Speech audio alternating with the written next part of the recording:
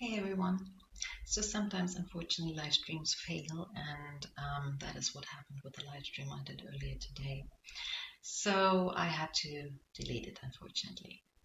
But to upload something and give you all the necessary information on the project we just did, I decided to quickly record at least a little something.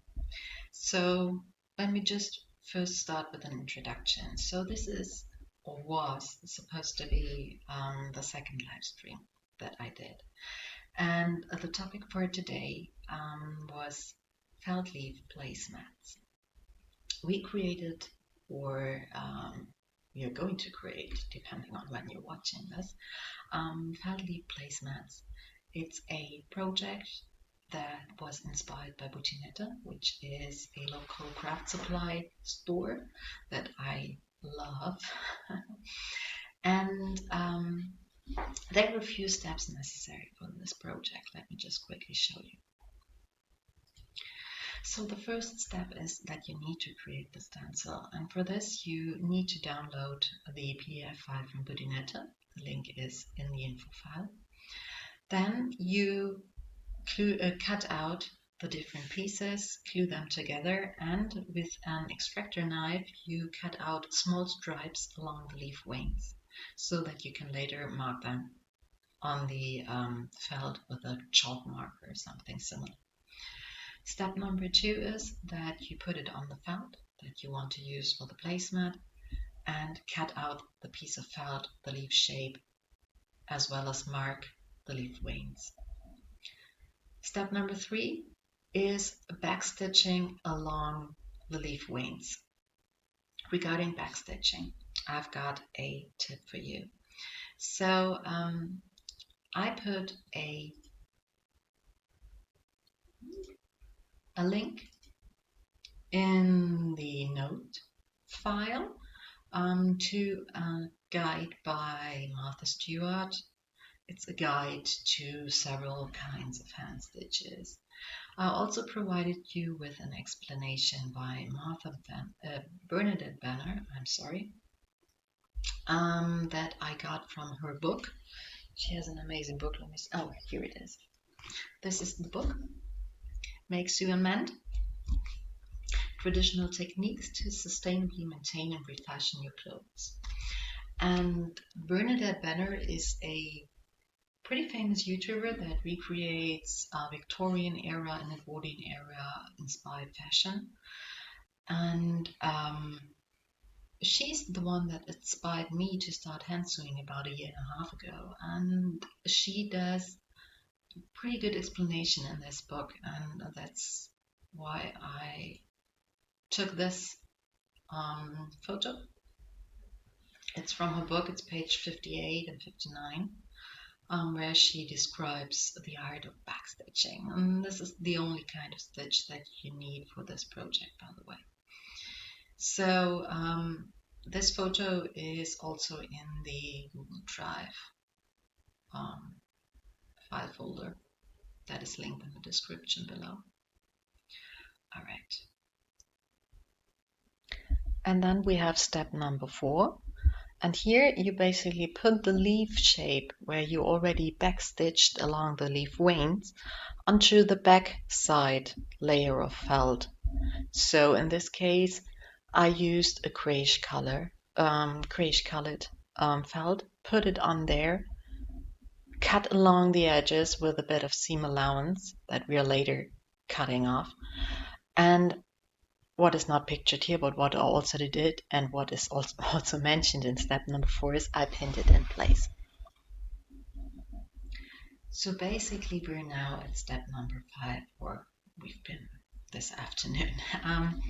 So step number 5 is, first of all, mark the outer seam that is going all around the leaf. I did that with a seam allowance of about 1 centimeter.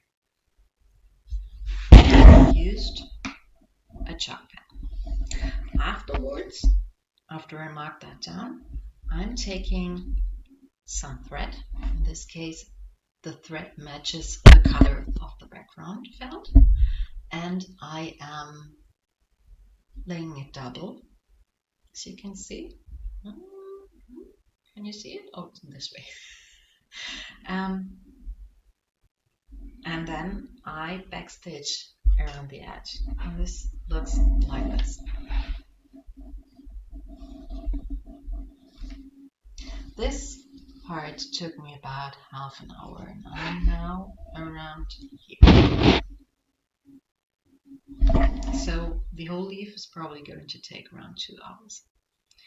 So I would say let me just quickly finish this, and then I'm going to add another recording and show you the finished product. So this is the almost last part that we have to do, which is cutting out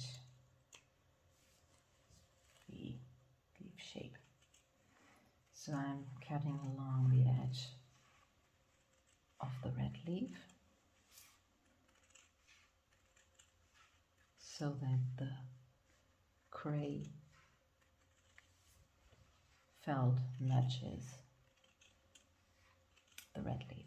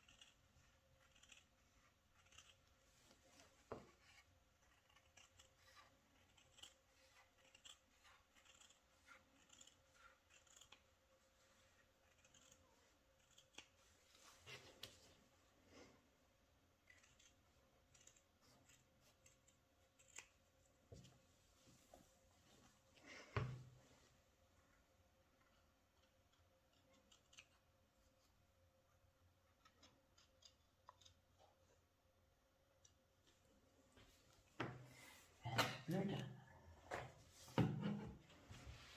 Nicely made leaf coaster, or giant leaf coaster or leaf placemat. Now I do also owe you an update of the planner we started to create during our first live stream, the A5 planner for my YouTube channel.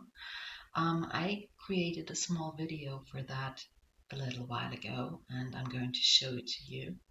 So what I did is I added a little YouTube symbol to the front, to the cover. It's just plain red paper with some white paper underneath, and nothing else. So I left it quite simple. As you can see, the dividers are also left as they were a little while ago. Then let me just quickly pause here. I added an overview of all the remaining month of this year, which is September, October, November, and December. By the time I did that, with a table where I can mark the different videos and the live streams that I planned, and also mention the topics that I'd like to work on during a certain video or live stream. So you can see September is already complete, and October, November, and December do already have a couple of things mentioned. Some are not readable for you because it's going to be some sort of surprise maybe. Others are. So I've got a pretty good outline of how my uploads and live streams of 2023 are supposed to look like, except for December. December is a bit tricky because I usually do the live stream every other Saturday, and this particularly every other Saturday would be the 24th of December, which is the day on which we celebrate Christmas here in Germany. Therefore, there won't be a live stream on this particular Saturday. So I thought about maybe doing a live stream a couple of days later, but I'm not quite sure regarding the topics yet. It's probably going to be some kind of a 2022 project review, and to 23 Outlook or something like that.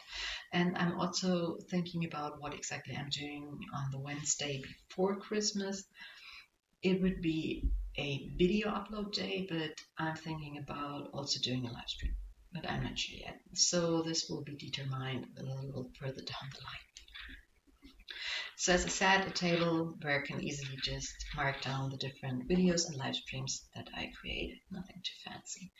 Then the pages that you already know is where I have one sheet of paper per month. I once again mark the days for the uploads and the live streams, and I also mark the time periods where I should be working on new topics and or new content for upcoming videos and or live streams. This way I have a pretty good overview of the time I actually have left and when exactly I need to get what finished. So, all right. And that is something I already marked down for the rest of 222. I haven't done a detailed planning for 223 yet because I am not quite sure yet how I'm going to continue. I'll probably do that in about a month or two. So what I did so far is I already created this table that I also had for 2022, where I have the month and the boxes down below, in which I simply write the date of a video, an upload, or the live stream and add the topic. So this is what I did here with the first 4 pages in the section for 223. So far I just marked down the dates where I'm thinking about uploading or going live in pencil, so still subject to change probably. And the rest is still empty, so nothing new there.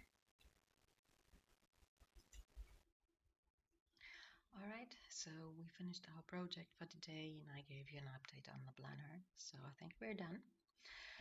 We will meet again in 2 weeks' time, which is let me check, the 15th of October, 4 p.m. Berlin time. And this time we're talking about planners. We're starting our planner 2023 setup. So stay tuned. Check in again. I will schedule the live stream in about a couple of minutes so that you can set a reminder. So thank you for watching and see you soon.